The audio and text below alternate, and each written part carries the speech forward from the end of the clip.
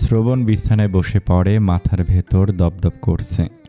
অনিমা চৌধুরীর কথাগুলো কানে বাজছে এখনও, মস্তিষ্ক টকবক করে ফুটছে। লাইটার খুঁজে পাচ্ছিল না, সোহা হয়তো সরিয়ে রেখেছে। সোহা রুমে গিয়েছিল লাইটারের কথা জিজ্ঞেস করতে, গিয়ে তো আগুন জ্বালানোর জন্য লাইটারের প্রয়োজন হয়নি। অনিমা চৌধুরীর কথা শুনে আগুন ধরে গেছে মাথায়। সোহার দিকে তাকায় আবার। সোহা ভয়ে দৃষ্টি সরিয়ে নেয়। এতক্ষণ শ্রবণের দিকে তাকিয়েছিল। নষ্টা ডাইনির বাচ্চা, লাইটার কোথায় রেখেছিস? সোহা নিচ থেকে উঠে ড্রেসিং টেবিলের ডয়ার থেকে লাইটার বের করে নিয়ে আসে। কম্পিত হাতে লাইটার বাড়িয়ে দেয় শ্রবণের দিকে। ঝড়ের সময় গাছের ডাল যেভাবে কাঁপে, সোহার হাতটা ঠিক সেভাবেই কাঁপছে। শ্রবণ সোহার হাতের দিকে তাকিয়ে মুখের দিকে তাকায়। লাইটারটা হাতে নিয়ে সোহাকে টেনে আনে নিজের আরও কাছে। চোয়াল চেপে ধরে বলে, তোর মা তোর পেছনে ছেলেদের লাইন লাগাবে, তাই না? এটা দিয়ে তোর এই বিউটিফুল চেহারার এমন অবস্থা করব, এখন যে কোনো ছেলে পেছনের লাইন তো দূরে থাক, মনের ভুলে তোর দিকে তাকাবে না। শ্রবণের কথা শুনে ভয়ে আতঙ্কে পিছিয়ে যেতে চায় সোহা, কিন্তু শ্রবণ চেপে ধরে রাখায় যেতে পারে না। শ্রবণ লাইটার জ্বালিয়ে সোহার মুখের দিকে এগিয়ে নিয়ে আসে। সোহা দুই হাতে মুখ ঢেকে কেঁদে ওঠে আবার। হাত সরা বলছি, না এমন করো না তুমি, আমি কোনোদিন কোনো ছেলের সামনে যাব না। যাওয়ার মতো অবস্থায় থাকলে না যাবি। হাত সরা বলছি, নয়তো তোর চুলে আগুন লাগিয়ে দিব। এমনিতে মাথায় আগুন ধরে আছে, নষ্টা ডাইনির বাচ্চা, হাত সরা। ভাইয়া ওটা সরা, আগুন লেগে যাবে। লাগাতেই তো চাইছি, ভুল হয়ে গেছে আমার, এবারের মতো মাফ করো, আর জীবনে এমন ভুল হবে না, শুধু এবারের মতো মাফ করে দাও। শ্রবণ হাতের লাইটার নিভিয়ে রেখে দেয় পাশে। সোহাকে ঝাড়া দিয়ে ছেড়ে ধমক দিয়ে বলে যে, আমার রুম থেকে চোখের সামনে থেকে তোদের ছায়া দেখা মানেও নিজের দৃষ্টি নষ্ট করা। সোহা ঘুরে দাঁড়াতেই শ্রবণ আবার বলে, হেই দাঁড়া, তুই যাবি না এই রুমের বাইরে। বাইরে গেলে দেখা যাবে তোর নষ্টা মা তোকে কোন লোকের বিছানায় শুয়ে দিয়েছে। স্থির হয়ে দাঁড়িয়ে থাকে সোহা। শ্রবণকে কিছু বলার মতো সাহসও নেই। শ্রবণ আবার বলে, আজকের পর থেকে ওই অনিমা কুত্তার বাচ্চার সাথে কথা বলতে পারবি না। ভয়ে মাথা নাড়ায় শ্রবণের কথার তালে। কোনো ছেলের দিকে চোখ তুলে তাকাতে পারবি না। মাথা নাড়ে সোহা, যা ঘুমা। সোহা চুপচাপ বিছানা থেকে উঠে পড়ে কিনার ঘেঁষে। শ্রবণ আগের মতোই বসে রইল। রাগে মাথা ফেটে যাচ্ছে। অনিমা চৌধুরীর বলা কথাগুলো কিছুতেই মাথা থেকে বের হচ্ছে না। প্রায় ঘন্টাখানিক সময় পেরিয়ে গেছে। সোহা চুপচাপ একভাবে শুয়ে আছে। শ্রবণও আগের মতোই বসে আছে। দরজা ধাক্কানোর শব্দে দরজার দিকে তাকায় শ্রবণ। সোহা নিজেও ঘাড় ঘুরিয়ে তাকায় দরজার দিকে। একটু পরেই সামাদ চৌধুরীর গলাস্বর ভেসে আসে। উনি শ্রবণের নাম ধরে ডাকছেন। শ্রবণ বসা থেকে উঠে দরজার কাছে এগিয়ে এসে দরজা খুলে দেয়। ডাকছো কেন? খাবে না? নিচে চলো। খাবো না, তুমি খেয়ে শুয়ে পড়ো। খাবে না কেন? ওষুধ খেতে হবে তো, চলো। ওই নষ্টদের হাতের খাবার খাবো না আমি। তাহলে মেয়েদের বের করে দিলে কেন? আমি খাবো না দাদা ভাই, তুমি খেয়ে বিশ্রাম নাও। খাবার না খেয়ে ওষুধ খাবে? অসুস্থ হয়ে পড়বে আবার। এতকাল যখন মরিনি তখন আজকেও মরবো না। সারাদিন অনেক দৌড়াদৌড়ি করেছ, এখন খেয়ে বিশ্রাম নাও। রেস্টুরেন্ট থেকে খাবার নিয়ে আসতে বলি? দাদা ভাই বলছি না খাবো না, যাও। সোহাও তো খায়নি, ওকে আসতে বলো। একদিন না খেয়ে থাকলে মরবে না, যাও। দরজা লাগিয়ে দেয় শ্রবণ। সামাদ চৌধুরী হতাশ হয়ে বন্ধ দরজার দিকে তাকিয়ে থাকেন। লম্বা শ্বাস টেনে নিয়ে গলা ছেড়ে বলেন, শ্রবণ ওষুধগুলো খেয়ে নিও। শ্রবণ ধীর পায়ে হেঁটে বিছানায় এসে বসে আবার। মাথা ব্যথা বাড়ছে ধীরে ধীরে। ওই দুজনের হাতের রান্না তো জীবনেও খাবে না, বাইরের খাবারও খেতে ইচ্ছে করছে না। লম্বা হয়ে শুয়ে পড়ে শ্রবণ। কয়েক মিনিট পেরিয়ে যায়। সোহা ধীরে ধীরে ঘাড় ঘুরিয়ে শ্রবণের দিকে তাকায়। শ্রবণ চোখ বন্ধ করে আছে। শুকনো ঢোক গিলে ভয়ে ভয়ে ডাকে, ভাইয়া। শ্রবণ চোখ মেলে সোহার দিকে তাকায়। শ্রবণের লাল টকটকে চোখ জোড়া দেখে ভয়ে গলা আরো শুকিয়ে যায়। এমনভাবে তাকিয়ে আছে যেন ওকে এখনই চোখের আগুনে ভস্ম করে দেবে। সোহা নিজের ভয়কে ধামাচাপা দিয়ে কম্পিত স্বরে বলে, ঔষধ খেলে না?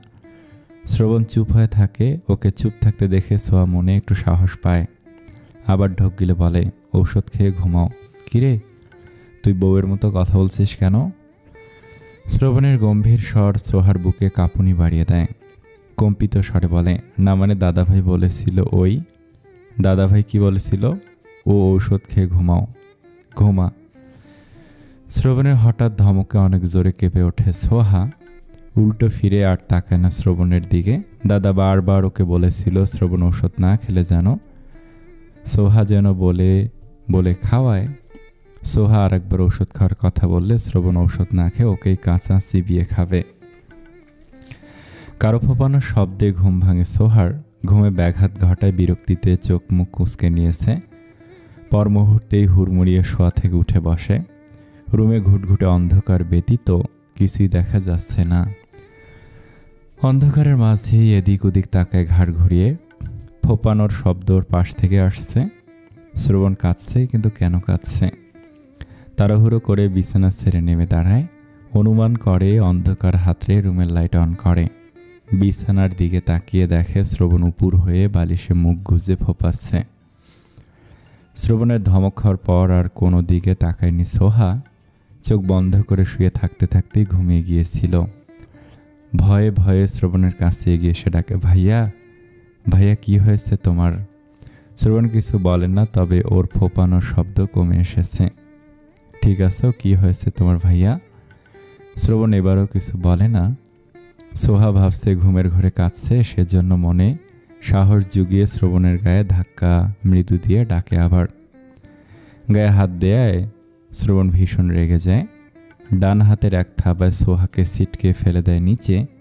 জড়ানো গলায় বলে, দূরে থাক আমার কাছ থেকে। ভুলে আমার গায়ে তোর নোংরা হাত ছোঁয়াবি না। পড়ে গিয়ে ব্যথা পেয়েছে সোহা। বিছানার দিকে তাকিয়ে সোজা হয়ে বসে। শ্রবণ এখনও বালিশে মুখ গুজে আছে। শ্রবণ কেন কাঁদছে? সোহা বুঝতে পারছে না। ও কি ঘুমায়নি? সারা রাত ধরেই জেগে আছে। ভয় আর কিছু জিজ্ঞেস করার সাহসও পাচ্ছে না। শ্রবণ কিছু সময় নিশ্চুপ থাকলেও আবার ফুপিয়ে ওঠে। ফোপানোর কারণে ওর পুরো শরীর কেঁপে কেঁপে উঠছে।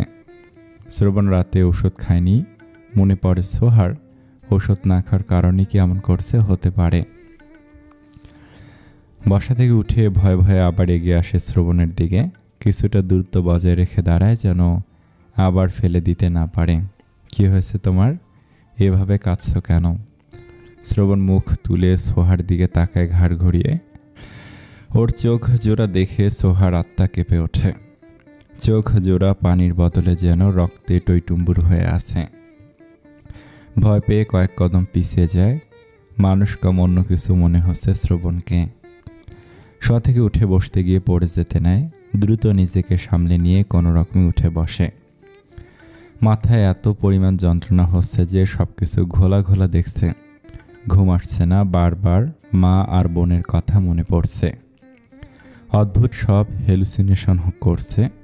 জেগে থেকেও স্বপ্ন দেখছিল ওর মা বোনকে ওর সামনে খুন করা হচ্ছে নৃশংসভাবে। আরও কত কিছু যে চোখে ভাসছিল। মা বোনের কথা স্মরণ করে আজকে আর নিজেকে সামলাতে পারছিল না। ফুপিয়ে কেঁদে উঠেছে নিজের অজান্তেই।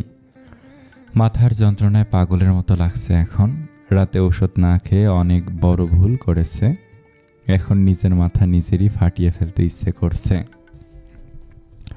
শ্রবণ বসা থেকে উঠে দাঁড়ায়। সোহা ভয়ে সরে যায় সামনে থেকে। শ্রবণ সোজা ড্রেসিং টেবিলের সামনে এসে দাঁড়ায়। ড্রেসিং টেবিলের ওপরে ওষুধগুলো রেখেছিল। ওষুধ বের করে খুলতে শুরু করে। সোহা তাকিয়ে আছে শ্রবণের দিকেই। শ্রবণ স্লিপিং পিল পুরো কয়েক পাতা খুলে ফেলেছে। সবগুলো হাতের মুঠোয় নিয়ে সেন্টার টেবিলের সামনে এসে দাঁড়ায়। পানির গ্লাস হাতে নিয়ে ওষুধগুলো খেতে গেলে সোহা দৌড়ে এসে শ্রবণের হাত থেকে ঝাড়া দিয়ে ওষুধগুলো ফেলে দেয়। ভয়ার্ত কণ্ঠে বলে, এসব কি করছে? এতগুলো ঘুমের ওষুধ কেন খেতে চাইছ? শ্রবণ নিভু নিভু দৃষ্টিতে সোহার দিকে তাকে বলে, ঘুমাবো। আমার ঘুম আসছে না। আমি অনেক কাল ধরে ভালোভাবে ঘুমাতে পারিনি। আজকে সবগুলো ঘুমের ওষুধ খেয়ে মহাকালের ঘুম ঘুমাবো। কোথায় ফেললি সবগুলো খুঁজে দে দ্রুত। কী সব বলছো? ডাক্তার তো একটা খেতে বলে। আমি সবগুলো খাবো, ওষুধ খুঁজে দে, নয়তো আমার যন্ত্রণা কমিয়ে দে। মাথা ব্যথা করছে? মাথা ব্যথা করছে, বুকে ব্যথা করছে, সব জায়গায় ব্যথা করছে। সোহা কিছু বলার জন্য উদ্যত হয়েছিল, কিন্তু শ্রবণ ওর দিকে এগিয়ে আসে আর বলতে পারে না। পিছিয়ে যাওয়ার আগেই শ্রবণ খপ করে ওর হাত চেপে ধরে, বেকুল স্বরে বলে, এই যন্ত্রণা থেকে আমাকে মুক্তি দে সোহা, আমি আর সহ্য করতে পারছি না। মাথা যন্ত্রণায় ফেটে যাচ্ছে, মনে হচ্ছে মাথা গুরু গুরু করে ফেলি। দাঁড়িয়ে থাকতে না পেরে দুলতে দুলতে নিচে বসে পড়ে শ্রবণ। সোহা ফ্যাল ফ্যাল করে তাকিয়ে আছে শ্রবণের মুখের দিকে। শ্রবণ সোহাকে টেনে বসায় নিজের সামনে, আগের চেয়ে করুণ সুরে বলে, সোহা তুই মেরে ফেল আমাকে। আমি মেরেছিলাম না তোকে, তুই আমাকে জানে মেরে প্রতিশোধ নিয়ে নে। আমি কিছু বলবো না তোকে, সত্যি কিছু বলবো না। মেরে ফেল না, বসে আছিস কেন? সোহার হাত টেনে নিজের গলায় চেপে ধরে শ্রবণ। মেরে ফেল না, তো এই যন্ত্রণা থেকে মুক্তি দে আমাকে। মারছিস না কেন? মার। গলা চেপে মারতে না পারলে ছুরি নিয়ে আয়, গলা কেটে দে। রীতিমতো পাগলামি শুরু করেছে শ্রবণ। সোহাকে বারবার জোর করছে ওকে মেরে ফেলার জন্য। ওর অবস্থা দেখে ভয় পেয়ে শব্দ করে কেঁদে ওঠে সোহা। শ্রবণের গলা থেকে হাত সরিয়ে নিতে আসতে চায়। শ্রবণ সোহার হাত ধরে দুই গালে হাত রেখে মুখ আগলে ধরে। তুই কাঁদছিস কেন? মারবি না আমাকে? তোকে তো মেরেছিলাম আমি, তুইও আমাকে মেরে ফেল। সোহা কাঁদতে কাঁদতে বলে, তুমি শান্ত হও, এমন করছো কেন? শ্রবণ মাথা সোজা করে রাখতে পারছে না। শোয়া থেকে ওঠার পর থেকে মাথা এদিক ওদিক হেলে পড়ছে বারবার। এখন আরও বেশি এমন হচ্ছে। মাথা ঠিক রাখতে না পেরে সোহার কাঁধের ওপর মাথা রেখে গলা জড়িয়ে ধরে শক্ত করে, তবুও সোহাকে নিয়েই হেলে পড়ে যেতে নেয়। সোহা নিজেও কোনো রকমে শ্রবণকে ধরে সোজা হয়ে বসে থাকার চেষ্টা করে। সোহার কাঁধে ভর ছেড়ে দিয়ে জড়ানো গলায় বলে, আমি মরে গেলে আম্মুর কবরের পাশে কবর দিস আমাকে। শ্রবণ সোহাকে আষ্টে পৃষ্ঠে জড়িয়ে ধরে ওর ঘাড়ে মুখ গুজে নিশ্চুপ হয়ে বসে আছে। সোহাকে জড়িয়ে ধরার পর থেকে অদ্ভুত রকমের ভালো লাগছে শ্রবণের। বুকের ভেতরে প্রশান্তি ছুঁয়ে যাচ্ছে, যা অনেক কাল ধরে হয় না।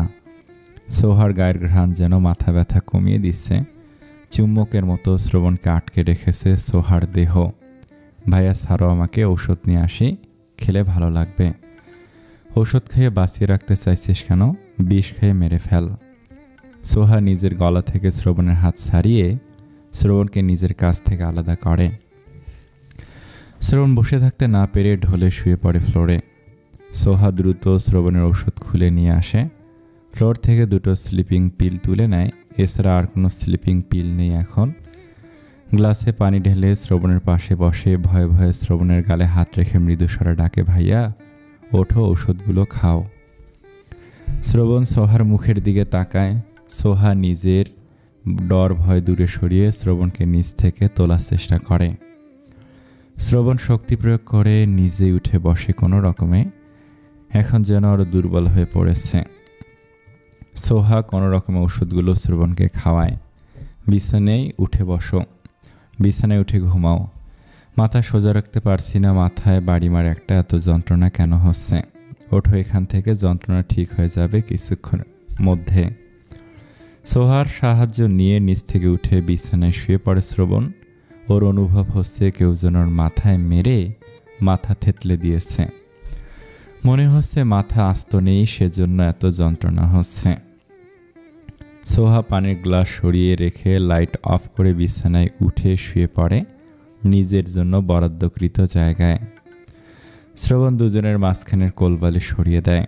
নিজে থেকেই সোহার কাছে এগিয়ে এসে সোহাকে নিজের দিকে ফিরিয়ে সোহার বুকে মুখ ঘুষে দেয়। সোহার হাত তুলে দেয় নিজের মাথায়। সোহার বুকে আশ্রয় নিয়ে ওকে জড়িয়ে ধরে শক্ত করে। দুজনের মাঝখানে একটা পিঁপড়া গলার মতো জায়গা নেই। সোহার শরীর শিরশির করে ওঠে, আবার হৃদযন্ত্র জোরে জোরে শব্দ তুলছে। লম্বা শ্বাসে সোহার গায়ের ঘ্রাণ নিজের ভেতর টেনে নেয় শ্রবণ। সোহাকে জড়িয়ে ধরলেই কেমন শান্তি শান্তি লাগছে। বুকে এমনভাবে মুখ গুজেছে যে মনে হচ্ছে বুকের ভেতর ঢুকে যেতে চাইছে। সোহা স্থির হয়ে জমে আছে, শ্বাসও যেন ফেলছে না এখন। শ্রবণের উত্তপ্ত শ্বাস ওর বুকে আছড়ে পড়ছে। শ্রবণের শক্ত হাতের বন্ধনে আটকা পড়ে গেছে। শ্রবণের গায়ের পুরুষালী ঘ্রাণ যেন ওর শ্বাস আটকে দিচ্ছে বারংবার। চুলে হাত বুলিয়ে দে, টেনে দে। সোহা দ্রুত চুলে হাত বুলাতে শুরু করে। শ্রবণ পূর্বের ন্যায় শুয়ে আছে। এই বুকে এত শান্তি কেন? ওর সব অশান্তি আর যন্ত্রণা গ্রাস করে নিচ্ছে এই শান্তি। সময় গড়ায়, শ্রবণ ঘুমিয়ে গেছে। সোহা স্পষ্ট শুনতে পাচ্ছে শ্রবণের ভারী শ্বাস ফেলা শব্দ। শ্রবণ ঘুমিয়ে গেলেও এখনো সোহার বুকে মুখ গুজে ওকে জড়িয়ে ধরে আছে। সোহা ধীরে হাতে চুলে হাত বুলিয়ে দিচ্ছে। ওর আর ঘুম আসছে না এখন। অন্ধকার রুমে শ্রবণের ভারী শ্বাস আর এসির মৃদু শব্দ ছাড়া আর কোনো শব্দ নেই। সোহার হৃদযন্ত্রের শব্দ এখন থেমে গেছে। শ্বাস প্রশ্বাস চলছে নিঃশব্দে, যেন একটু জোরে শ্বাস নিলেও শ্রবণের ঘুম ভেঙে যাবে। এসির ঠান্ডা বাতাসে শীত শীত লাগছে দুজনের শরীর ঠান্ডা হয়ে গেছে। সোহা পেছন থেকে ব্ল্যাঙ্কেট তুলে নেয় দুজনের গায়ের ওপর। পুনরায় শ্রবণের চুলে হাত বুলিয়ে দিতে দিতে শুরু করে। সোহার ঘুম ভেঙে যায়। প্রচণ্ড খিদেয় পেট গুড়গুড় করছে। শুয়ে থাকতে থাকতে নিজেও ঘুমিয়ে গিয়েছিল ফজরের পর। শ্রবণ এখনও একইভাবে ঘুমিয়ে আছে, একটুও নড়াচড়া করেনি। সোহা শ্রবণের হাত ধরে নিজের উপর থেকে সরিয়ে দিতে যাবে, তখনই ঘুম হালকা হয়ে আসে শ্রবণের। হাতটা শুধু একটু উঁচু করেছে, সরাইনি এখনও। শ্রবণ নড়ে চড়ে ওঠায় ভয়ে হাত ছেড়ে দেয় সোহা। শ্রবণ নিজে থেকে সোহাকে ছেড়ে উল্টো ফিরে নিজের বালিশে চলে আসে। দুজনের মাঝখানে এখন প্রায় 2 হাতের মতো দূরত্ব তৈরি হয়েছে। শ্রবণ সরে যেতেই যেন সোহার বুকে শূন্যতা ছড়িয়ে পড়ে। মাঝরাত থেকে এই বুকে রাজত্ব করেছে শ্রবণ চৌধুরী। পুরোটা ছিল ওর দখলেই। সোহা শোয়া থেকে উঠে বসে। রুমে এখন অন্ধকার। জানালার পর্দা ভেদ করে হালকা হালকা আলো রুমে প্রবেশ করেছে। সোহা ফ্রেশ হয়ে এসে ব্যালকনিতে দাঁড়ায়। বাইরে সূর্যের প্রখর রোদ, তপ্ত প্রকৃতি। বেলা বোধহয় অনেক হয়েছে। খিদের কারণে সোহার হাত পা কাঁপতে শুরু করেছে। এর আগে কোনো দিন এত সময় না খেয়ে থাকেনি। সেই গতকাল দুপুরে শেষ খেয়েছিল, তারপর আর খাওয়া হয়নি। ব্যালকনি থেকে রুমে ফিরে আসে। ব্যালকনির দরজা খোলা থাকায় রুম আলোকিত হয়েছে। শ্রবণ বালিশ জড়িয়ে ধরে ঘুমিয়ে আছে। সোহা শ্রবণের পারমিশন ছাড়া রুম থেকে বের হওয়ার সাহস পাচ্ছে না। এখন শ্রবণকে ডেকে ওর ঘুম ভাঙাতেও ইচ্ছে করছে না। আবার দেখা গেল ডেকে তুলেছে বলে রেগে গেল। রাতে যা শুরু করেছিল ভয়ে তো সোহার প্রাণ যায় যায় অবস্থা। সোহা বিছানার একপাশে বসে থাকা অনেকক্ষণ। খিদে আর সহ্য করতে পারছে না। বসা থেকে উঠে শ্রবণের শিউরে এসে দাঁড়ায়। ভয়ে ভয়ে মৃদু স্বরে ডাকে কয়েকবার, তবে শ্রবণের ঘুম ভাঙে না। তখন তো হাত তোলার সঙ্গে সঙ্গে ঘুম ভেঙে গিয়েছিল, তাহলে এখন ভাঙছে না কেন? রুমের লাইট অন করে পুনরায় শ্রবণের শিউরে এসে দাঁড়ায়। হাত দিয়ে শ্রবণের বাহুতে ধাক্কা দিয়ে কয়েকবার ডাকে। শ্রবণ নড়ে চড়ে বহু কষ্টে চোখের পাতা টেনে তুলে তাকানোর চেষ্টা করে। ঘুম জড়ানো ভারী গলায় বলে, কি হয়েছে? নিচে যাই কেন? খেতে খিদে পেয়েছে অনেক। শ্রবণ চোখ মেলে তাকায়। চোখ দুটো এখনও লাল টকটকে হয়ে আছে। চোখ আপনা আপনি বন্ধ হয়ে আসছে আবার। দুটো স্লিপিং পিলের প্রভাব কি এত দ্রুতই শেষ হয়? যাই। কটা বাজে? এগিয়ে গিয়ে ড্রেসিং টেবিলের ওপর রাখা নিজের ফোন হাতে নিয়ে সময় দেখে বলে, 12:14। শ্রবণ শোয়া থেকে উঠে বসে। মাথা এখনো ভার ভার হয়ে আছে। ঘুমের কারণে তাকাতে পারছে না। বিছানার সঙ্গে হেলান দিয়ে বসে থাকে কিছুক্ষণ। 2 হাতে চোখ ডলে চুল ঠিক করে। সোহার মুখের দিকে তাকিয়ে বলে, তোর প্রয়োজনীয় সবকিছু সুটকেসে গুছিয়ে নে। সোহা বিষয় নিয়ে বলে, কেন? চলে যাব। কোথায়? জাহান্নামে। জোরে বলে চমকে ওঠে সোহা। শুকনো ঢোক গিলে মিনমিন করে বলে, সুটকেস তো আমার রুমেই রয়েছে। ওখানে আমার সুটকেস, ওটাতে গুছিয়ে নে। সোহা শ্রবণের হাত অনুসরণ করে সুটকেসের দিকে তাকায়। এখন আবার ওকে নিয়ে কোথায় যাবে? কি হলো? যা দ্রুত কর, আমার গোসল করতে যতক্ষণ তোর সময় ততক্ষণ। সুটকেস গুছিয়ে নিজে তৈরি হয়ে নে। শ্রবণ বিছানা থেকে নেমে হেলে দুলে ওয়াশরুমে প্রবেশ করে। গোসল না করলে মাথা ঠিক হবে না। রাতে কি করেছে তার অর্ধেক মনে আছে, আর বাকি অর্ধেক ভুলে গেছে। সোহা বন্ধ দরজার দিকে তাকিয়ে সুটকেসের দিকে এগিয়ে যায়। এটাতে ওর কাপড় চোপড় তুললে শ্রবণেরগুলো কোথায় নেবে? শ্রবণ লম্বা শাওয়ার নিয়ে ওয়াশরুম থেকে বেরিয়ে আসে। কাভার্ড থেকে শার্ট প্যান্ট বের করে পরে নেয়। ওর তৈরি হতে খুব একটা সময় লাগে না। তৈরি হয়ে সোহার দিকে ঘুরে দাঁড়ায়। সোহা সুটকেসের কাছে চুপচাপ দাঁড়িয়ে আছে। তোমারগুলো লাগবে না হয়েছে তোর? মাথা নাড়ে সোহা। শ্রবণ নিজের ফোন আর ওয়ালেট পকেটে ভরে নেয়। গাড়ির চাবি হাতে নিয়ে দরজার দিকে এগিয়ে বলে, সুটকেস নিয়ে আয়। সোহা ফোন আর সুটকেস নিয়ে শ্রবণের পেছন রুম থেকে বের হয়। করিডোরে এসে দাঁড়িয়ে যায় শ্রবণ। সোহা পাশে বসতেই ওর হাত থেকে সুটকেস নিজের হাতে নেয়। অন্য হাতে মুঠো করে ধরে সোহার হাত। তারপর হাঁটা শুরু করে সিঁড়ির দিকে। সোহা শ্রবণের মতলব কিছুই বুঝতে পারছে না, কি করতে চাইছে ও। ড্রয়িং রুমে আসতেই সামাদ চৌধুরীর সামনে পড়েন দুজনকে এভাবে দেখে বিস্ময় নিয়ে বলেন, কোথায় যাচ্ছ তোমরা? শ্রবণ গম্ভীর স্বরে বলে, ফ্ল্যাটে ফিরে যাচ্ছি। কেন? এখানে থাকতে পারবো না আমি শয়তানগুলোর সঙ্গে। এখানে আমি আর আসবো না, সোহাও আসবে না। ওরা যেই বাড়িতে থাকবে, শ্বাস প্রশ্বাস নেবে, সেই বাড়ির বাতাসও বিষাক্ত। আমি এই বাড়িতে থাকলে অল্প দিনেই মরে যাব। ওদের না জ্বালিয়ে তো আমি মরতে পারি না। শামীম রেজা চৌধুরী ফোনে কথা বলতে বলতে বাড়ির ভেতর প্রবেশ করছিলেন। বড় ছেলেকে দেখে পা দুটো থেমে যায় ওনার। শ্রবণ ওনার দিকে তাকিয়ে বলে, আগামীকাল অফিসে আসছি আমি। হিসাব না মিললে হিসাব তোর পেছন দিয়ে ভরে দিয়ে আসবো। দাদার দিকে তাকিয়ে বলে, আসছি দাদা ভাই, ভালো থেকো। সুটকেস আর সোহাকে টেনে নিয়ে বাইরের দিকে এগিয়ে যায় দ্রুত পায়ে।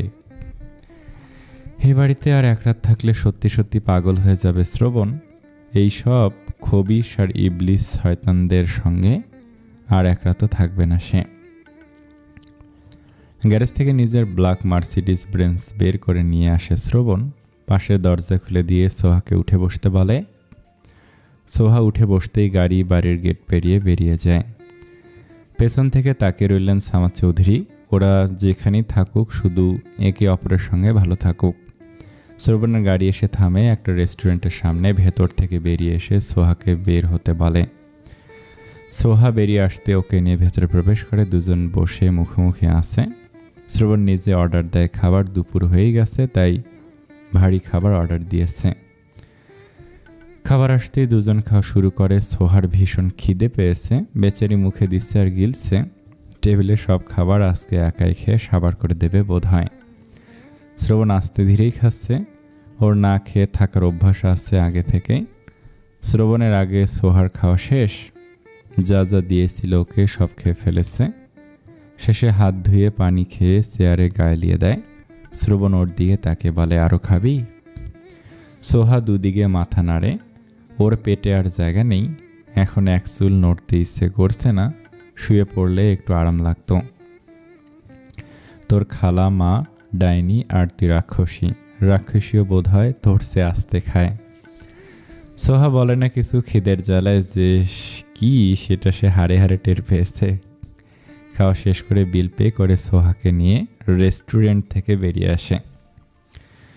রাতের খাবার খেয়ে শুয়ে আছে সোহা। রাত প্রায় 10টা বাজতে চলল। তবে সোহার চোখে ঘুম নেই। চোখে ঘুম না থাকলেও মনে ভয় আছে অনেক।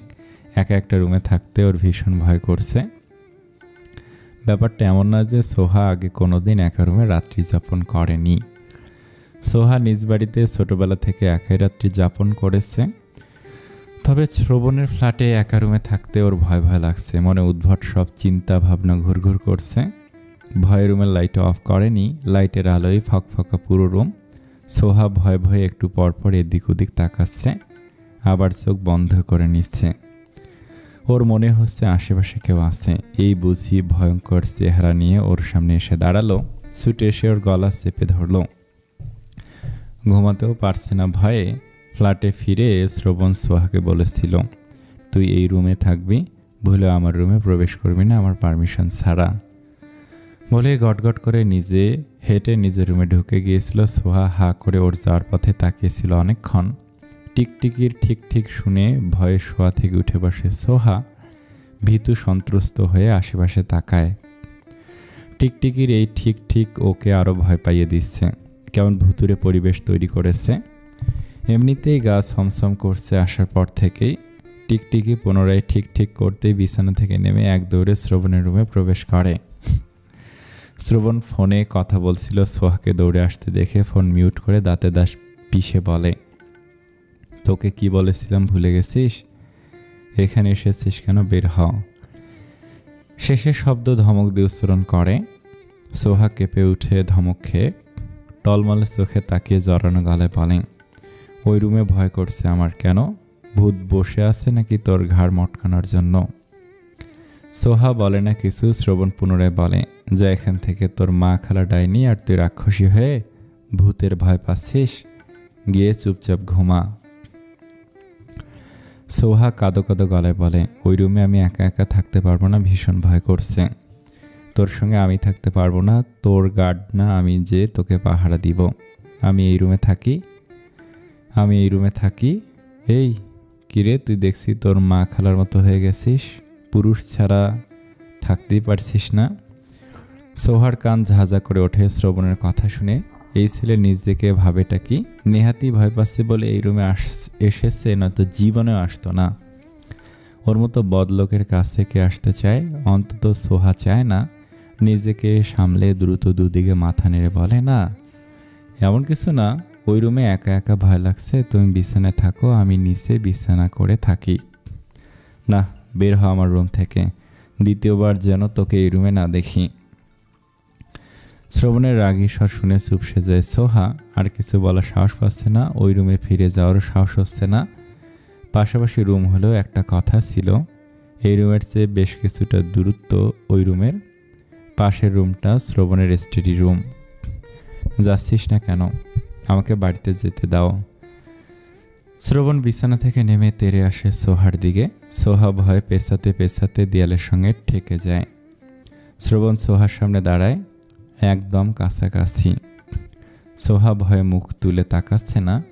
শ্রবণ সোহার সোয়াল চেপে ধরে মুখ উঁচু করে চোখে চোখ রেখে দাঁতে দাঁত পিষে বলে, ওই বাড়িতে তো দূর, তুই এই ফ্ল্যাটের বাইরেও যেতে পারবি না। আর একবার ওই বাড়িতে যাওয়ার কথা মুখ দিয়ে বের করলে তোর জিহ্বা টেনে ছিঁড়ে ফেলবো। সোহা ফ্যালফ্যাল করে তাকিয়ে থাকে, চোখ দুটো পানিতে টইটুম্বুর। শ্রবণ আগের মতো একই সুরে বলে, জাগিয়ে ঘুমা। রাতে আমার গায়ে ছোঁয়া দিলে পাশের লাথি দিয়ে রুম থেকে বের করে দিব। সোহাকে ছেড়ে পুনরায় বিছানায় বসে হেডবোর্ডের সঙ্গে হেলান দিয়ে। সোহা কিছু সময় দাঁড়িয়ে থেকে ধীর পায়ে হেঁটে এসে বিছানায় উঠে শুয়ে পড়ে কিনার ঘেঁষে। ভয়ে ওর আত্মা সহ শরীর কাঁপছে এখনও। শয়তানটা কথায় কথায় তেড়ে এসে গলা আর সোয়াল চেপে ধরে। গতরাতে নিজে জাপটে ধরে ঘুমিয়ে এখন এসেছে ছোঁয়া নিয়ে কথা বলতে। ওকে ছোঁয়া তো দূরে থাক, ওর চেহারাও দেখতেছে না সোহা। নিজেই তো জোর করে নিয়ে এসে আটকে রেখেছে, এখন আলাদা রুমে রেখে ভূতের ভয় দেখিয়ে মারতে চায়। সকালে সোহার ঘুম ভাঙার পর চোখ মেলে তাকিয়ে দেখে শ্রবণ ড্রেসিং টেবিলের সামনে দাঁড়িয়ে তৈরি হচ্ছে। এই ছেলে প্রত্যেক দিন এত সকাল সকাল কিভাবে ঘুম থেকে উঠে যায় সোহা বুঝতে পারে না। রাতে ঘুমায়ও দেরি করে, আবার সকালে দ্রুত উঠে যায়। শুধু গতকাল বেলা করে ঘুম থেকে উঠেছিল। সোহা শোয়া থেকে উঠে বিছানায় গুছিয়ে ওয়াশরুমে প্রবেশ করে। মাথা ভার ভার হয়ে আছে আজ। রাতে টেনশনে ঘুমই হয়নি ভালোভাবে। শ্রবণ শোয়ার পর মাঝখান থেকে কোলবালি সরিয়ে দিয়েছিল। সোহাকে মারার মতো কোনো কারণ পাচ্ছিল না, তাই শয়তানি করে বালিশ সরিয়ে দিয়েছিল যেন সোহা ঘুমের ঘরে ওর কাছে চলে আসে আর ও সোহাকে উত্তম মাধ্যম দিতে পারে। বেচারি সোহা শ্রবণের মতলব বুঝতে পেরে ঘুমাতেই পারেনি ভালোভাবে। ওর ঘুমের মধ্যে গড়াগড়ি করার অভ্যাস। ঘুমের ঘরে কখন জানি শ্রবণের গায়ে ছোঁয়া দিয়ে ফেলে আর শ্রবণ তাকে উত্তম মাধ্যম কেলানি দেয়। শ্রবণ ফরমাল সাদা শার্ট আর কালো প্যান্ট পরেছে, শার্ট ইন করা। হাতা কোনি পর্যন্ত গোটানো, চুলগুলো হেয়ার জেল দিয়ে সেট করেছে, হাতে ঘড়ি পরে সানগ্লাস শার্টের সামনে ঝুলিয়ে নেয়, ফোন, ওয়ালেট আর গাড়ির চাবি পকেটে ভরে নেয়। প্রায় 9টা বাজতে চলল। নাস্তা করে যাবে অফিসে। আজ 2 ভাইয়ের হাগা টাইট করে দিয়ে আসবে। শাহিন রেজা চৌধুরীও কম দোষী নয়। উনি চাইলেই শ্রবণের সঙ্গ দিতে পারতেন, কিন্তু তখন দেননি। দেখেছেন শুধু নিজের স্বার্থ, নিজেদের নিয়ে ভেবেছেন সব সময়, ভাতিজার দিকে ফিরেও তাকাননি। শ্রবণ ডাইনিং টেবিলে বসে চেয়ার টেনে জিম থেকে ফেরার সময় নাস্তা কিনে নিয়ে এসেছে দুজনের জন্য। শ্রবণের খাওয়ার মাঝেই সোহা আসে ডাইনিং টেবিলের কাছে। চোখ দিয়ে গিলে খাবি নাকি? শ্রবণের কর্কশ স্বর শুনে মাথা নিচু করে নেয় সোহা। শ্রবণ আগের মতোই কর্কশ স্বরে বলে, এগুলো গিলে দুপুরের রান্না করবি। সোহা তড়িৎ গতিতে মুখ তুলে তাকায়। ও রান্না করবে? শ্রবণ পুনরায় বলে, বুঝতে পেরেছিস আমার কথা? হ্যাঁ, আমি তো রান্না করতে পারি না। পারিস না, শিখে নিবি। আমি দুপুরে ফিরে এসে খাবো, খাবার যেন রেডি থাকে। খাবার ভালো না হলে তোর কপালে শনি আছে। সোহা কাঁদো কাঁদো গলায় বলে, একবেলার মধ্যে কিভাবে রান্না শিখবো সেটা তো আমি জানি না। তুই রান্না করবি, আমি খাবো। আমি সত্যি সত্যি রান্না করতে পারি না। এক কথা বারবার বলবি না, কানসা বরাবর দেব একটা। সোহা চোখের পানি মুছতে মুছতে শ্রবণের দিকে তাকিয়ে থাকে। এ কেমন জালিম! রান্না করতে বলেছে, আবার খাবার ভালো না হলেও খবর আছে বলেছে। জীবনে একটা ডিম সিদ্ধ করেনি, আজকে রান্না কিভাবে করবে? শ্রবণ নিজের খাওয়া শেষ করে উঠে দাঁড়ায়। টিস্যু পেপার দিয়ে হাত মুছতে মুছতে দরজার দিকে এগিয়ে যায়। সোহা পেছন থেকে জড়ানো গলায় বলে, কি রান্না করব?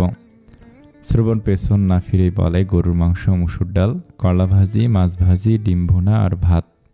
এত কিছু? সোহার ওষ্ঠ জোড়া ফাঁক হয়ে গেছে। এত কিছু একা কিভাবে রান্না করবে? রান্নাই করতে পারে না, সেখানে এত কিছু করা ওর পক্ষে অসম্ভব। শ্রবণ বেরিয়ে গেছে ফ্ল্যাট থেকে। সোহা তখনও ঠায় দাঁড়িয়ে আছে। ওর মাথা কাজ করছে না, হাত পা ছড়িয়ে গলা ছেড়ে কাঁদতে ইচ্ছে করছে। কোন পাপের কারণে এই শ্রবণ নামক ঝড় ওর জীবনে আসলো? ভালোই তো ছিল, শান্তিতে ছিল। ভালো থাকা আর শান্তি কেড়ে নেওয়ার জন্যই এই শ্রবণ ওর জীবনে এসেছে। খিদে পেয়েছে, চেয়ার টেনে বসে খাওয়ার জন্য। আগে খেয়ে পেট ঠান্ডা করে নিক, তারপর ভাববে কিভাবে কি করবে। খেতে খেতে আশেপাশে নজর বুলায়। এত বড় ফ্ল্যাটে ও একা রয়েছে, কেমন গা ছমছম করছে। খাওয়া শেষ হতেই টেবিল গুছিয়ে রেখে রান্নাঘরে আসে। রান্না করতে তো বলে গেল, রান্নার জিনিস আছে কি? ফ্রিজ খুলে নর্মালি ডিম পাওয়া যায়, তবে কলা নেই। ডিপ খুলে মাংস বের করে, মাছ বের করে পানিতে ভিজিয়ে রাখে। পুরো রান্নাঘর তন্ন তন্ন করে খুঁজেও ডাল পায় না, হয়তো নেই। রুমে গিয়ে ফোন নিয়ে আসে। শ্রবণ গতকালই ওয়াইফাই কানেক্ট করে দিয়েছিল। ইউটিউবে ঢুকে রান্নার ভিডিও দেখতে শুরু করে। ভিডিও দেখে দেখে সব মশলা বের করে, কাঁচামরিচ আর পেঁয়াজ কুচি করে কেটে নেয়, রসুন আর আদা ব্লেন্ডারে ব্লেন্ড করে নেয়।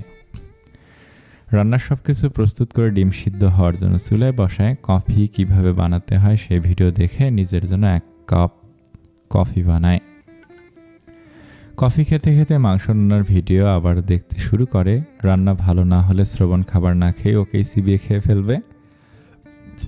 মাংস, ডিম ভুনা আর মাছ ভাজি করতে করতে দুপুর হয়ে গেছে সোহার। আল্লাহকে ডাকতে ডাকতে ভয়ে ভয়ে অনেক যত্ন নিয়ে রান্না করেছে যেন ভালো রান্না হয়। জীবনের প্রথম আজ রান্না করলো। শ্রবণের কাছে কেমন লাগবে কে জানে। যদি ভালো না লাগে ওকে কি মারবে? সোহার 2 হাত জ্বলছে কাঁচামরিচ কাটার জন্য আর মাছ ম্যারিনেট করার জন্য। হাত দুটো লাল টকটকে হয়ে গেছে। আগুনের তাপ লাগলে আরও বেশি জ্বলে। হাত জ্বালার কারণে বেচারির 2 চোখ বেয়ে পানি গড়িয়ে পড়ছে। একটু পরপর হাতে ফু দেয়, আবার পানিতে ভিজিয়ে রাখে। ভাত রান্না করার জন্য চাল ধুয়ে চুলায় বসিয়ে দেয়। বড় একটা বাটিতে পানি নিয়ে আইস কিউব দিয়ে সেটাতে 2 হাত ভিজিয়ে রাখে। আবার এখন একটু আরাম লাগছে। দুপুর তো হয়েই এলো। ভাত হওয়ার আগে যদি শ্রবণ ফিরে আসে, ভাতের মার গালিয়ে চুলার উপর রাখে। আবার হাত দুটো এখন এত বেশি জ্বলছে যে সোহার গড়াগড়ি করে কাঁদতে ইচ্ছে করছে। কিছুতেই সহ্য করতে পারছে না হাতের এই জ্বালা। বাবার বাড়িতে ছিল ননির পুতুলের মতো। পাতিলের ঢাকনা তুলে ভাতের দিকে তাকিয়ে সোহার গলা শুকিয়ে আসে। খুন্তি দিয়ে ভাত নেড়ে মেয়েটা শব্দ করে কেঁদে ওঠে। হাত জ্বালা নিয়ে এত কষ্ট করে ভাতের মার গালিয়ে লাভ হলো কি? এই ভাত শ্রবণ খাবে তো দূর, দেখলে ওকেই ভাজা ভাজা করে খেয়ে ফেলবে। ভাতের মার গালতে দেরি হয়, ঝাউ ভাত হয়ে গেছে। আবার ভাত রান্না করতে হবে। কাঁদতে কাঁদতে চাল ধুয়ে আবার ভাত বসায়। এই পাতিলের ভাত এখন কি করবে? এতগুলো ভাত ফেলে দেবে? এই ভাতও নিজেও খেতে পারবে না। হাতের অবস্থা এমন হয়েছে যে মনে হচ্ছে হাত দুটো গরম তেলের মধ্যে ডুবিয়ে দিয়েছিল। পুনরায় পানির মধ্যে হাত ডুবিয়ে দেয়। জীবনের প্রথম রান্না করতেও ওর এত কষ্ট হয়নি যতটা হাত জ্বালার কারণে হচ্ছে। সারাদিন গড়িয়ে সন্ধ্যা হয়ে এসেছে, কিন্তু শ্রবণ এখনও ফ্ল্যাটে ফেরেনি। সোহার এখন আরও বেশি ভয় করছে একা ফ্ল্যাটে থাকতে। হাতের জ্বালা ঠিক হয়ে গেছে। এখন শ্রবণের জন্য অপেক্ষা করতে করতে ওর নিজেরও খাওয়া হয়নি দুপুরে। খিদেও পেয়েছে, ভয়ও করছে, আবার শ্রবণের জন্য টেনশন হচ্ছে। দুপুরে এসে খাবে বলল, অথচ এখনও আসছে না কেন? কোনো বিপদ হলো কি? ফোন হাতে তুলে নেয়। শ্রবণের নাম্বার তো ওর কাছে নেই। দাদার কাছে কল করে ওনার কাছ থেকে শ্রবণের নাম্বার নেয়। কল ধরতে রিং হতে শুরু করে। সোহার হার্টবিট বেড়ে গেছে, বুকের ভেতর জোরে জোরে শব্দ হচ্ছে। রিং হতে হতে কল কেটে যায়, রিসিভ হয় না। পরপর আরও 5-6 বার কল করে, কিন্তু রিসিভ হয় না। পুনরায় কল করতে রিসিভ হয়। ওপাশ থেকে ভেসে আসে শ্রবণের কর্কশ গলার স্বর। কে? রিসিভ হচ্ছে না, চোখে দেখেন না? তবুও বারবার কল করছেন কেন? ভাইয়া, আমি। গলার স্বর শুনে বুঝতে পেরেছে ফোনের অপর পাশে সোহা রয়েছে। বাসখাই গলায় বলে, এতবার কল করছিস কেন? কোথায় তুমি? মেয়ে নিয়ে হোটেলে শুয়ে আছি।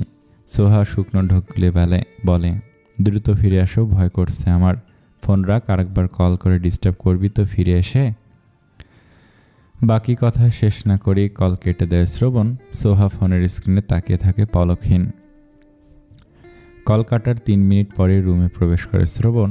বিছানার দিকে তাকিয়ে দেখে সোহা ব্ল্যাঙ্কেট দিয়ে আগাগোড়া ঢেকে বসে আছে উল্টো ফিরে।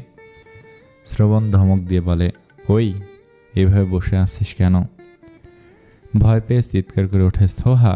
আতঙ্কিত হয়ে খাটের হেডবোর্ডের সঙ্গে ঠেকে গেছে। উবু হয়ে বসে ভূত ভূত বলে চিৎকার করতে থাকে সমান তালে। শ্রবণ বিরক্ত হয়ে ধমক দিয়ে বলল, চুপ করবি নাকি লাথি দিয়ে 5 তলা থেকে নিচে ফেলে দেব? শ্রবণের কথাগুলো বোধহয় শুনতে পায়নি সোহা। শ্রবণ ধৈর্যহারা হয়ে বিছানায় উঠে সোহার ওপর থেকে ব্ল্যাঙ্কেট টেনে সরিয়ে নেয়। খামসে ধরেও ব্ল্যাঙ্কেট আটকাতে পারে না সোহা। ভয়ে ওর চিৎকার বেড়ে গেছে আরও। শ্রবণ সোহাকে সোজা করার চেষ্টা করে, দাঁতে দাঁত পিষে বলে, মুখ বন্ধ করবি নাকি দেব কানসা বরাবর একটা? সোহা কাঁদতে কাঁদতে মুখ তুলে শ্রবণের মুখের দিকে তাকায়। ভয়ে আরও জোরে চিৎকার করে ওঠে। কাঁদতে কাঁদতে মিনতি করে বলে, মেরে ফেলবেন না আমাকে, আমি ছোট মানুষ। এই, কি হয়েছে তোর? এমন করছিস কেন? কে আপনি? শয়তান বেডি, তোর জামাই আমি। নিজের জামাইকেও চিনিস না? চিনবি কিভাবে? মনের মধ্যে তো অন্য ব্যাটাদের ঢুকিয়ে রাখিস। সোহা কম্পিত হাত বাড়িয়ে শ্রবণের গালে হাত রাখে। এটা সত্যি শ্রবণ নাকি ওর রূপ ধরে জিনভূত এসেছে? শ্রবণ নিজের গাল থেকে ঝাড়ি দিয়ে সোহার হাত সরিয়ে দেয়। সোহা কাঁদতে কাঁদতে আবার বলে, তুমি সত্যি ভাইয়া? এই, নেশাপানি কিছু খেয়েছিস?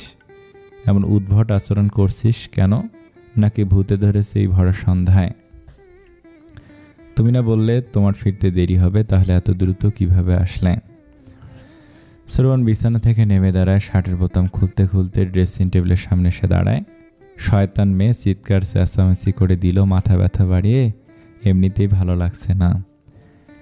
হাতের ঘড়ি, শার্ট, প্যান্টের পকেট থেকে ফোন, ওয়ালেট সব বের করে রেখে দেয়। টাওয়াল হাতে প্রবেশ করে ওয়াশরুমে। গোসল করে এখন মাথা ঠান্ডা করবে। সোহার কল যখন রিসিভ করেছিল তখন শ্রবণ ফ্ল্যাটের লিফটের সামনে দাঁড়িয়েছিল। অফিসে গিয়ে শামীম রেজা চৌধুরীকে পায়নি। উনি প্রজেক্টের কাজে দেশের বাইরে চলে গেছেন। কবে ফিরবেন ঠিক নেই। আরও 2 দিন পর যাওয়ার কথা থাকলেও হুট করে গত রাতে টিকিট কেটে চলে গেছেন। শ্রবণ স্পষ্টই বুঝতে পারছে উনি মূলত ওর কাছ থেকে বাঁচার জন্যই দ্রুত পালিয়ে গেছেন তো কি হয়েছে, কতদিন ওখানে পড়ে থাকবেন, দেশে তো ফিরতেই হবে, তখন দেখে নেবে ওনাকে। অফিস থেকে ফিরে সারাদিন বন্ধুদের সঙ্গেই ছিল, দুপুরে ওদের সঙ্গেই রেস্টুরেন্টে খেয়েছে। মাথা ব্যথা বেড়ে গিয়েছিল, তার উপর সোহা ফ্ল্যাটে একা একা রয়েছে। এই মেয়ে যা ভীতু, সেটা শ্রবণের চেয়ে ভালো আর কেউ বোধহয় জানে না। দেখা যাবে ভয়ে মরে নিজেই ভূত হয়ে গেছে। এই দুটো কারণেই মূলত রাতের আগে ফিরে এসেছে, নয়তো মাঝরাতে ফিরে এসে তো মাথা ব্যথা আরও বেড়ে গেল। সোহা থম মেরে বসে আছে, কি ঘটে গেল এক মুহূর্তের মধ্যেই। আর একটু হলেই তো ওর আত্মারাম খাসা ছাড়া হয়ে যেত। ও তো ভেবেই নিয়েছিল কোনো দুষ্টু জিন বা ভূত শ্রবণের রূপ ধারণ করে এসেছে ওকে মারতে। দীর্ঘ সময় ধরে গোসল করার পর ওয়াশরুম থেকে বেরিয়ে আসে শ্রবণ। দরজা খোলার আওয়াজ পেয়ে সেদিকে নজর দেয় সোহা। সদ্য গোসল করার কারণে শ্রবণের চকচকে ফর্সা দেহ আরও চকচক করছে। চুলগুলো ভালোভাবে মোছেনি, এলোমেলো ভেজা চুলগুলো থেকে টুপটাপ পানি গড়িয়ে পড়ছে। গায়েও পানি বিদ্যমান রয়েছে এখনও। আলমারি থেকে ট্রাউজার বের করে পরে নেয়, শরীর আর চুল ভালোভাবে মুছতে একটা ধূসর রঙের টি শার্ট গায়ে জড়ায়। এগিয়ে এসে বিছানায় উঠে আলগোছে উপর হয়ে শুয়ে পড়ে সোহার পাশে নিজের বালিশে। সোহা পাশে বসে তাকিয়ে থাকে শ্রবণের দিকে। ওকে কোনো প্রশ্ন করার সাহস হচ্ছে না ওর। চুপচাপ নীরবতায় পেরিয়ে গেছে প্রায় আধা ঘন্টা। সোহা নিজের মধ্যে সাহস সঞ্চার করে বলে, খাবে না? শ্রবণ উত্তর দেয় না। সোহা পুনরায় বলে, ঘুমিয়ে পড়েছ, খাবে না? শ্রবণ ঘাড় ঘুরিয়ে সোহার দিকে তাকায়। ঘুমায়নি, চোখ বন্ধ করেছিল। শ্রবণকে তাকাতে দেখে মিনমিন করে বলে, খাবে না? কি খাবার রান্না করেছিস? সোহা মাথা নেড়ে বলে, হ্যাঁ রেঁধেছি। শ্রবণ অবাক হয়ে বলে, সত্যি রেঁধেছিস? হ্যাঁ। কি? করলা আর ডাল ছিল না, তাই মাংস, ডিম ভুনা, মাছ ভাজি আর ভাত রান্না করেছি। রান্না ভালো হয়েছে? সোহা শুকনো ঢোক গিলে বলে, খেয়ে দেখো, যদি ভালো না হয় তাহলে তোকে কি করব আমি নিজেও জানি না। কথা বলতে বলতে শোয়া থেকে উঠে বসে শ্রবণ। কপালে ছড়িয়ে থাকা চুলগুলো পেছনে ঠেলে দিয়ে বিছানা থেকে নেমে দাঁড়ায়। সোহার দিকে তাকিয়ে দাঁতে দাঁত চেপে বলে, আপনাকে কি কোলে তুলে নিয়ে যেতে হবে? সোহা দ্রুত বিছানা ছেড়ে নেমে বাইরের দিকে এগিয়ে যায়। শ্রবণ আগায় সোহার পেছন পেছন। চেয়ার টেনে বসে শ্রবণ। সোহা ওর মুখের দিকে তাকিয়ে মিনমিন করে বলে, সব ঠান্ডা হয়ে গেছে, তুমি একটু বসো, আমি গরম করে নিয়ে আসি। যা। সোহা একে একে সব গরম করে নিয়ে আসে। অদক্ষ হাত হয়, বেশ সময় লেগে গেছে সব গরম করতে। প্লেট ধুয়ে এনে শ্রবণের জন্য খাবার বেড়ে দেয়। শ্রবণ মাছ, ডিম ভুনা কিছুই নেয়নি, শুধু মাংস দিতে বলেছে। গম্ভীর চোখে মুখে সোহার দিকে তাকিয়ে প্লেটে হাত দেয় খাওয়ার জন্য। সোহা মনে মনে আল্লাহকে ডাকছে।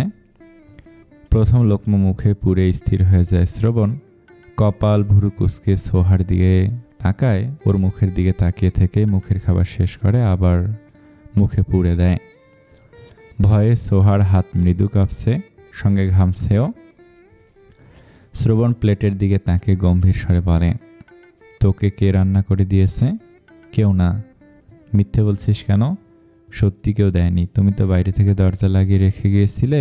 বাইরে থেকে কেউ কিভাবে ভেতরে আসবে দরজা বন্ধ দিয়ে? রান্না শিখলে কিভাবে? ইউটিউব থেকে। শ্রবণ আর কিছু না বলে খাওয়া চালিয়ে যায়। মন্দ হয়নি, রান্না ভালোই লাগছে খেতে, প্রথমবার হিসেবে অনেক ভালো রেঁধেছে। শ্রবণের খাওয়া অর্ধেকের বেশি শেষ। তখন সোহার দিকে চোখ পড়ে আবার। কপাল ভুরু কুঁচকে রেখে গম্ভীর স্বরে বলে, খেয়েছিস? দুদিকে মাথা নাড়ে সোহা। দুপুরে খাসনি? না। কেন? তোমার জন্য অপেক্ষা করছিলাম। কেন, জামাইয়ের জন্য দরদ উথলে পড়ছিল নাকি? সোহা চুপ হয়ে থাকে। খেতে বস। সোহা দ্রুত চেয়ার টেনে বসে খাওয়ার জন্য। খিদে ওর পেট চোচো করছে। এতক্ষণ শ্রবণের ভয়ে বসছিল না। শ্রবণ খাওয়া শেষ করে বসা থেকে উঠে রুমের দিকে পা বাড়ায়। সোহা পেছন থেকে বলে, আগে জন্য একটু এখানে বসে থাকো। শ্রবণ ঘাড় কাত করে সোহার দিকে তাকিয়ে বলে, কেন? ভয় লাগে, 2 মিনিট বসো, আমার খাওয়া হয়ে যাবে। শ্রবণ 2 সেকেন্ডও দাঁড়ায় না, ধূপধাপ পা ফেলে রুমের দিকে এগিয়ে যায়। সোহা পেছন থেকে ফ্যাল করে তাকিয়ে থাকে। একটু দাঁড়ালে কি হতো? ভয়ে ভয়ে দ্রুত খাওয়া শেষ করে সোহা প্রায় দৌড়ে দৌড়ে বাকি খাবার ফ্রিজে তুলে রেখে দেয়। ডাইনিং টেবিল না গুছিয়ে রেখে এক দৌড়ে রুমে প্রবেশ করে। শ্রবণ গ্লাস হাতে দাঁড়িয়ে আছে, হয়তো ওষুধ খেলো। সোহার দিকে তাকে বলে, কিরে, ম্যারাথন রেসে অংশ নিয়েছিস নাকি? সোহা দুদিকে মাথা নাড়িয়ে শোয়ার জন্য বিছানা ঠিক করে। শ্রবণ পানির গ্লাস রেখে বিছানায় উঠে শুয়ে পড়ে। মাথা ব্যথা কমলেও একেবারে কমেনি। জ্বর উঠবে মনে হয়। মাথা কেমন ঝিমঝিম করছে দুপুরের পর থেকে। জ্বর আসলেই সারে সর্বনাশ। সোহা কপাল ভুরু কিঞ্চিত কুঁচকে তাকিয়ে আছে শ্রবণের দিকে। আজকে এত দ্রুত শুয়ে পড়ল। সোহাকে নিজের দিকে তাকিয়ে থাকতে দেখে শ্রবণ ধমক দিয়ে বলে, চোখ দিয়ে গিলে খাবি নাকি এখন? খাবার খেয়েছিস তো, এখন ঘুমা, ডাইনির 2 নম্বর বাচ্চা। সোহা ফ্রেশ হয়ে এসে রুমের লাইট অফ করে ফোনের ফ্ল্যাশ অন করে বিছানায় উঠে ব্ল্যাঙ্কেট দিয়ে বুক পর্যন্ত ঢেকে শুয়ে পড়ে। ওর এখন ঘুম আসছে না, তাই উল্টো ফিরে ফেসবুক লগ ইন করে। রিলস দেখা ছাড়া দেখার মতো আর কিছু নেই ওর। রান্নার কথা খেয়াল হতে ঘাড় ঘুরিয়ে শ্রবণের দিকে তাকায়। রান্না নিয়ে অনেক ভয় ছিল, কিন্তু শ্রবণ সেরকম কিছু বলেনি বা করেনি। রান্না হয়তো ওর কাছে ভালো লেগেছে, তাই চুপচাপ আছে। ঘাড় ঘুরিয়ে নেয়, আবার ফেসবুক থেকে বেরিয়ে ইউটিউবে প্রবেশ করে রান্নার ভিডিও দেখার জন্য। শ্রবণ উপুর হয়ে 2 হাতে মাথার চুল টেনে ধরে রেখেছে। এই মাথাটা বারবার ওর সঙ্গে বেইমানি করে, এত যন্ত্রণা দেয় যা বলার মতো না। মাঝে মধ্যে ইচ্ছে করে শরীর থেকে মাথা আলাদা করে ফেলতে, না থাকবে মাথা আর না করবে ব্যথা। ঘড়ির কাঁটা ঘুরতে ঘুরতে রাতের শেষ প্রহরে চলে এসেছে। শ্রবণের ছটফটানি আর হালকা গঙ্গানির আওয়াজে সোহার ঘুম হালকা হয়ে আসে। কান খাড়া করতেই আওয়াজ আর স্পষ্ট হয়। চোখ মেলে তাকে অন্ধকারের মধ্যে। শ্রবণ তো ঘুমের মধ্যে এমন শব্দ করে না, এখন পর্যন্ত সোহা শোনেনি। মাঝে মধ্যে চিৎকার করে ওঠে শুধু। ফোনের ফ্ল্যাশ অন করে বিছানা ছেড়ে নেমে দাঁড়ায়। ঘুরে এসে রুমের লাইট অন করে শ্রবণের দিকে তাকায়।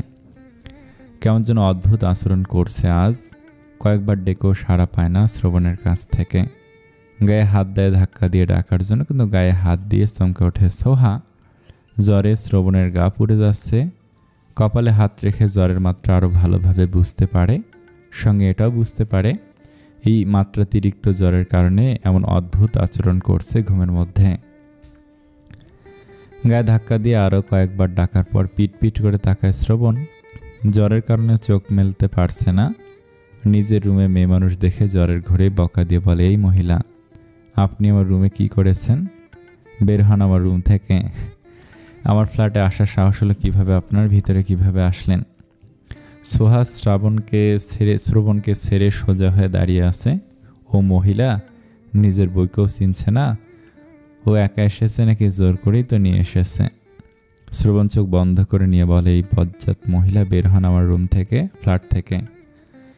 এই ফ্ল্যাটে মহিলা মানুষদের প্রবেশ শুধুমাত্র মাজেদা আন্টি বাদে নিষেধ। সোহা ধীর স্বরে বলে, তুমি আমাকে চিনতে পারছো না? না, কে আপনি? আমি সোহা। কোন সোহা? এই ডাইনির বাচ্চা, তুই এখানে কেন? বের হ আমার ফ্ল্যাট থেকে। তুমি তো আমাকে নিয়ে এসেছো। আমি নিয়ে এসেছি? কেন নিয়ে এসেছি? ভুলে গেছো সব? ভালোভাবে মনে করার চেষ্টা করো, আমি তোমার ওয়াইফ। শ্রবণ অবাক হয়ে চোখ টেনে তোলার চেষ্টা করে সোহার দিকে তাকিয়ে বলে, আমি বিয়ে করেছি? হ্যাঁ। কবে? অনেক দিন হয়েছে। শ্রবণ ভাবুক হয়ে যায়। কবে বিয়ে করেছে ভাবতে শুরু করে। কিছুতেই মনে পড়ছে না কবে বিয়ে করেছে। ওর বউ আছে। আশ্চর্য, যেই ছেলে মেয়েদের থেকে 100 হাত দূরে থাকে সে বিয়ে করেছে। জ্বরের ঘরে শ্রবণের অবস্থা নেশাখোর মাতালের মতো। জ্বরের তীব্রতায় ছটফট করছে, উল্টা পাল্টা কথা বলছে বিড়বিড় করে। আবার ফাঁকে ফাঁকে কাকে যেন গালি দিচ্ছে। বউয়ের কথা ভাবতে গিয়ে এখন সেটাও ভুলে গেছে। কিট বক্স বের করে জ্বরের ওষুধ খোঁজে। H+ ট্যাবলেট আছে 2টো। ওখান থেকে একটা বের করে শ্রবণের শিউরে দাঁড়ায়। এখন ঔষধটা খাওয়ানো গেলেই হয়। ওঠো, ওষুধ খাওয়া, জ্বর ভালো হয়ে যাবে। শ্রবণ বলে না কিছু, সোহার দিকে তাকায় না। জ্বরের কারণে শ্রবণের ফর্সা চেহারা লাল হয়ে গেছে। কেমন করছে মায়া হচ্ছে সোহার। শ্রবণের বাহুতে মৃদু ধাক্কা দিয়ে বলে, ওঠো, জ্বরের ওষুধ খাও, ভালো লাগবে। ওই কুত্তার বাচ্চা শুয়োর আমার টাকা মেরে দিয়ে পালিয়ে গেছে। কে? নাম যেন কি ভুলে গেছি। ওঠো, খিদে পেয়েছে আমার, দুপুরে খাইনি, রাতেও খাইনি, খাবো, খাবার নিয়ে আয়। রাতে খাওনি? না। গরুর মাংস দিয়ে ভাতকে খেলো? জানি না।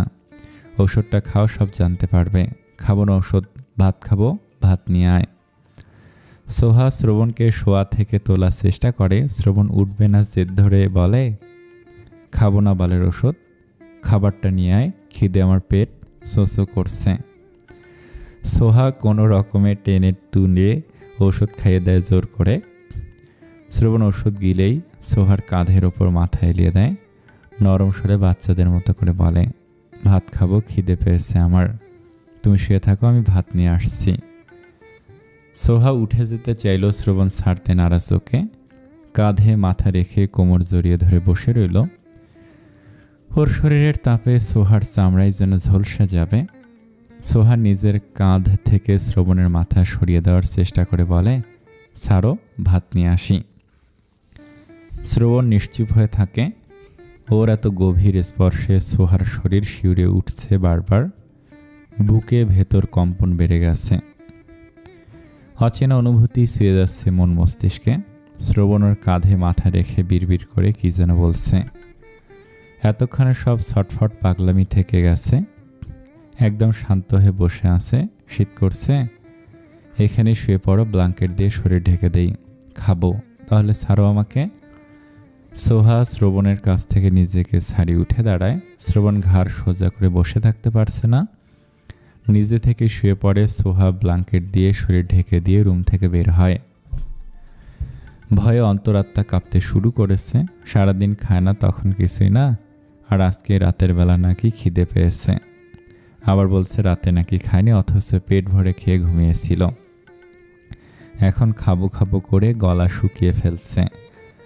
ভয়ে ভয়ে ভাত আর তরকারি গরম করে রুমে নিয়ে আসে। ওঠো, ভাত নিয়ে এসেছি। শ্রবণ শরীর টেনে নিয়ে উঠে বসে, তবে মাথা ঠিক রাখতে পারছে না, এদিক ওদিক হেলে পড়ে যাচ্ছে।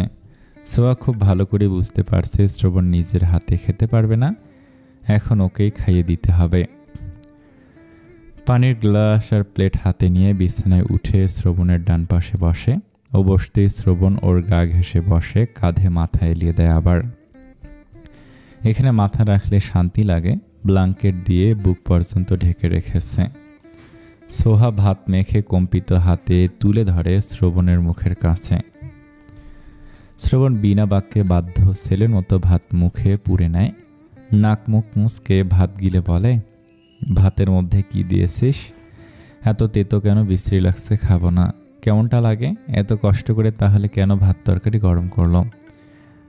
বলে বলে জোর করে আরও কয়েক লোকমা খাওয়ায় সোহা। পানি খাইয়ে প্লেট গ্লাস এক পাশে রেখে হাত ধুয়ে আসে। টাওয়াল ভিজিয়ে এনে জোর করে শরীর মুছিয়ে দেয়। এর জন্য গালিও খায়। চর মারতে নিয়েছিল সোহা, সরে যাওয়ায় লাগেনি। বালতিতে পানি এনে মাথায় পানি ঢেলে দেয়। মাথায় পানি ঢালার ফলে অনেক আরাম পায় শ্রবণ। ভালো লাগছে এখন। শরীর ঠান্ডা হয়ে আসতে বালতি আর ভেজা টাওয়াল ওয়াশরুমে রেখে আসে। রুমের লাইট অফ করে বিছানায় উঠে শুয়ে পড়ে। শ্রবণ চুপচাপ শুয়ে আছে, নড়ছেও না, চড়ছেও না। ঘুমিয়ে গেছে নাকি? সোহার ভাবনার মাঝেই শ্রবণ এগিয়ে এসে ওকে ব্ল্যাঙ্কেটের ভেতর টেনে নিয়ে শক্ত করে জড়িয়ে ধরে। কি করছো? ছাড়ো আমাকে। চুপ, ডোন্ট ডিস্টার্ব। শ্রবণের কথা শুনে নড়াচড়া বন্ধ করে দেয় সোহা। শ্রবণ ওর বুকে ভালোভাবে মুখ গুজে নিশ্চুপ হয়ে যায়। শ্রবণের ভেজা চুলের ছোঁয়ায় শিউরে উঠছে সোহার শরীর। চুলগুলো ভালোভাবে মোছা হয়নি বোধহয়। নিজের ওড়না দিয়ে আবারও মুছিয়ে দিতে শুরু করে। চুলে ছোঁয়া পেয়ে শ্রবণের ঘুম ঘুম পাচ্ছে। আরাম লাগছে এখন। আগে এই জ্বর নিয়ে কত শত রাত কত কষ্ট করেছে হিসেব নেই। জ্বর উঠলে এভাবেই একা একা ছটফট করত, উল্টা পাল্টা বকবক করত। ওর জ্বরের কথা শুনলে হাসান এসে থাকতো এখানে। জোর করে অল্প কিছু খাইয়ে ওষুধ খাইয়ে দিত, মাথায় পানি ঢেলে দিত, বন্ধুর জন্য যতটুকু পারত করত। শ্রবণ হাসানকে অনেক জ্বালাতন করত জ্বরের ঘরে। শ্রবণের ভারী শ্বাস ফেলার শব্দ পাওয়া যাচ্ছে। গভীর ঘুমে বিভোর হয়ে গেছে। জ্বর নেমে গেছে, এখন শরীর ঠান্ডা। এখন শক্ত করে সোহাকে জড়িয়ে ধরে আছে। শোয়ার সময় যে বড় বড় ডায়লগ ঝাড়লো সেগুলো কোথায় গেল এখন? সেই তোর বুকে মুখ গুজে ঘুমিয়ে আছে। ছাড়তে বলেছে বলে আবার বলে ডোন্ট ডিস্টার্ব। সকালে শ্রবণের ঘুম আগে ভাঙে, চোখ বন্ধ, কিন্তু কান আর মস্তিষ্ক সজাগ হয়েছে। স্পষ্ট শুনতে পাচ্ছে কারো ধীর গতিতে ছুটে চলা হৃদস্পন্দনের শব্দ। নাকে সে ধরা দিচ্ছে মেইলি স্মেল। চোখ মেলে তাকাতেই চোখের সামনে অন্ধকার ব্যতীত কিছুই দেখতে পায় না। বুক থেকে মুখ তুলে মাথা পেছনের দিকে সরিয়ে নিয়ে আসে। অন্ধকার ব্যতীত অন্য কিছু দেখা যাচ্ছে না। নিজের বাহু বন্ধনে কোনো এক নারী দেহ আবিষ্কার করে। আরও ভালোভাবে বুঝতে পারে এটা ওর একমাত্র বউ, সোহা চৌধুরী। সোহা নিজেও শ্রবণকে জড়িয়ে ধরে ঘুমিয়ে আছে। কিছু একটা ভেবে শ্রবণ পুনরায় সোহার বুকে মুখ গুজে দেয়। ওর এখন অনেক জ্বর না থাকলেও জ্বর ধীরে ধীরে বাড়ছে, শরীর গরম হয়ে উঠেছে।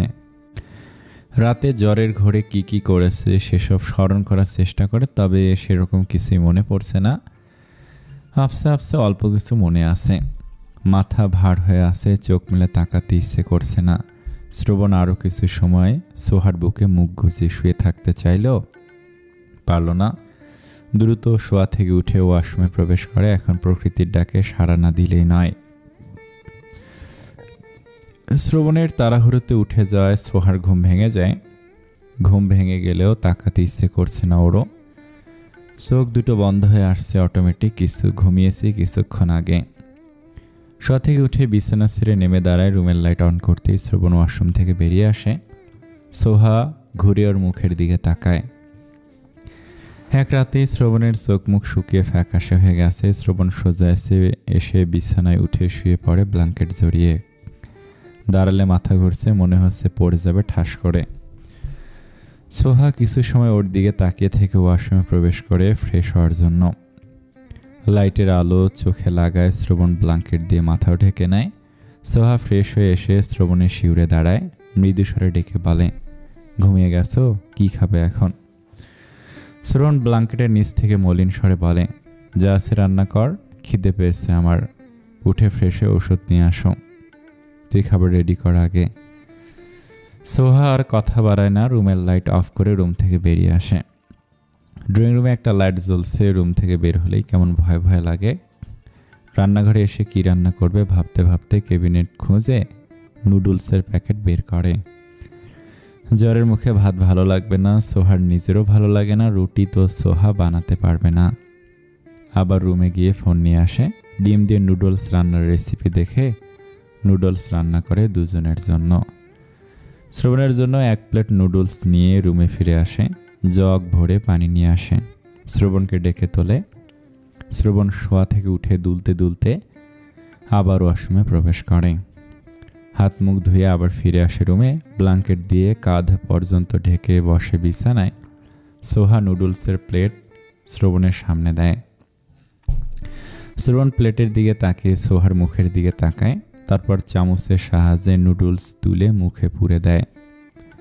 নাক মুখ মুচকে সোহার দিকে তাকায়। মুখের নুডলস গিলে বলে, কি বাল রান্না করেছিস? এত তিতো কেন? আমাকে মারার জন্য বিষ মিশিয়েছিস নাকি ডাইনির বাচ্চা? সোহা থমথমে গলায় বলে, কি মেশাবো? জ্বরের কারণে তোমার মুখের স্বাদ নষ্ট হয়ে গেছে। না, তুই নিশ্চিত? আমি নিশ্চিত তুই বিষ মিশিয়েছিস।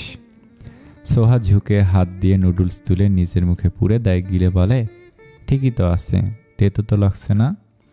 শ্রবণ নুডলসের প্লেটের দিকে তাকিয়ে থাকে। বিশ্রী রকমের তেতো লাগছে খেতে। তুলে আবার মুখে পুরে দেয়। অল্প খেয়ে বলে, খাবো না, সরা তোর বালের রান্না। সোহার সামনে থেকে প্লেট সরিয়ে নেয়। 1 গ্লাস পানি এগিয়ে দিয়ে কিট বক্স থেকে H+ ট্যাবলেটটা এনে দেয় শ্রবণকে। শ্রবণ সোহার হাতের ট্যাবলেটের দিকে তাকে বলে, এটার মেয়াদ আছে? কোন ডাইনোসরের যুগে এনেছিলাম ঠিক নেই। তুই এটা খাইয়ে আমাকে মারতে চাইছিস? মারতে চাইবো কেন? মেয়াদ আছে, আমি দেখেছি। এটা খেয়ে যদি আমি মরি তাহলে তোকেও মারব। আচ্ছা এখন খাও। শ্রবণ ট্যাবলেটটা খেয়ে ফেলে। বমি পাচ্ছে। কাত হয়ে শুয়ে পড়ে। আবার সোহা নুডলসের প্লেটটা হাতে নিয়ে রুম থেকে বের হতে হতে বিড়বিড় করে বলে, তোমার মাথার স্যার ছিঁড়ে যাচ্ছে আবার। শ্রবণ বাইরে যাওয়ার জন্য তৈরি হয়ে নিয়েছে, জ্বর নেমে গেছে এখন, কিন্তু মাথা আর শরীর ভার ভার হয়ে আছে, মাথা ঝিমঝিম করছে। ফোন হাতে নিয়ে মাজেদা আন্টির ফোনে ডায়াল করে। রিং হওয়ার একটু পরেই রিসিভ হয়। ওপাশ থেকে ভেসে আসে মাজেদা আন্টির গলার স্বর। শ্রবণ, কেমন আছো? ভালো, আপনি কেমন আছেন আন্টি? আলহামদুলিল্লাহ ভালো। তুমি ফ্ল্যাটে এসেছো? হ্যাঁ, আপনি আসুন। আচ্ছা রাখছি। শ্রবণ ফোন লাইন বিচ্ছিন্ন করে রুম থেকে বেরিয়ে যায়। 10 মিনিট হওয়ার আগেই রুমে প্রবেশ করেন মাজেদা আন্টি। ওনার কাছে ফ্ল্যাটের এক্সট্রা চাবি আছে, তাই ভেতরে প্রবেশ করার জন্য শ্রবণকে প্রয়োজন হয় না। ভেতরে এসে শ্রবণের রুমের দরজায় নক করেন। সারা শব্দ না পেয়ে দরজা ঠেলে ভেতরে উকি দেয়। তখনই ওয়াশরুম থেকে ভেজা টাওয়াল হাতে নিয়ে বেরিয়ে আসে সোহা। শ্রবণের রুমে মেয়ে মানুষ দেখে মাজেদা আন্টির চোখ বিস্ময়ে কপালে উঠে গেছে। রুমের ভেতরে প্রবেশ করে সোহার সামনে দাঁড়ান।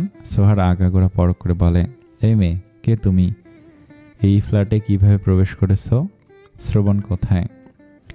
এতগুলো প্রশ্ন একসঙ্গে শুনে চুপ হয়ে থাকে সোহা। মাজেদা আন্টির গলার স্বর আর চাহনি অস্বাভাবিক।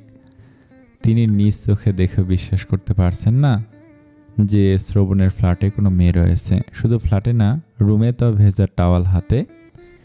যেই শ্রবণ কোনো দিন কোনো মেয়ের দিকে তাকিয়ে দেখে না, মেয়ে দেখলে দূর দিয়ে হাঁটে, বিয়ের কথা বললে বিরক্তিতে কপাল ভুরু কুঁচকে যেত, তার রুমে জলজ্যান্ত মেয়ে অবিশ্বাস্য বটে।